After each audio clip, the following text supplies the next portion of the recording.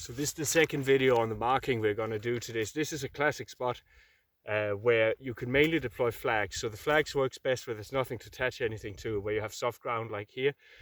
So one of the principles we have is we always need to be able to see a marker in the race. So if you've decided to put a flag or a few here, basically all you need to do is look up the hill to the next point of visibility and say, well, where is the next point I can see? So it's at the top where those walkers are, excuse me, at the moment.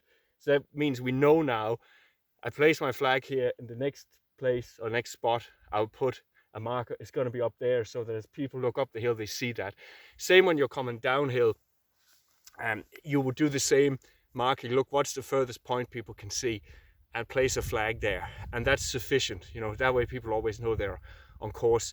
There are a few exceptions to that. For instance, if you're running through woodland where you're on a narrow trail, there's nowhere to go, you're between heavy trails, there's constant bends. Obviously, you know, you can only see a few meters ahead, so you don't want to be placing a flag every few meters.